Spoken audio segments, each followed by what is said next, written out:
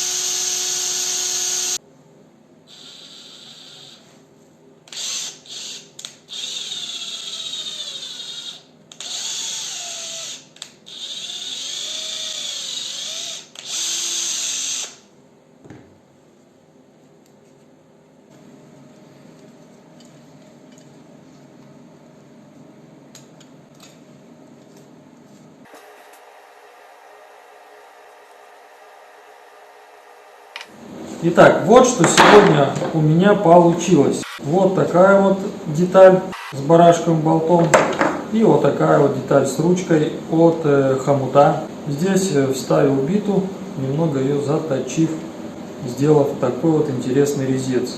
Естественно, я его проклеил эпоксидным клеем. А сейчас я покажу, для чего вот это устройство предназначено. Например, нужно нам отрезать канализационную ПВХ трубу. Допустим, вот такой вот кусочек. Можно вот такой, разницы нет. Смысл работы этого устройства сейчас я вам продемонстрирую. Одеваем вот эту деталь, затягиваем ее, чтобы она у нас ровненько была здесь установлена и никуда не двигалась. С помощью этой детали можно, кстати, размечать, очень удобно. Но нам размечать не надо, так как мы будем резать сразу, без разметки. Вот этот инструмент предназначен для ровной резки ПВХ труб на 110. И сразу же он делает фаску. Так, одеваем, прижимаем.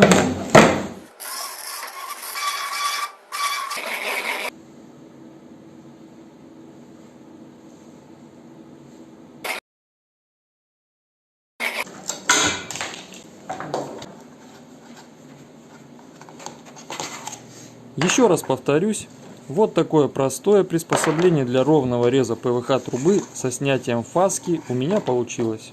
Надеюсь, самоделка вам понравилась. Берите себе на заметку. Спасибо всем за просмотр. Пока-пока.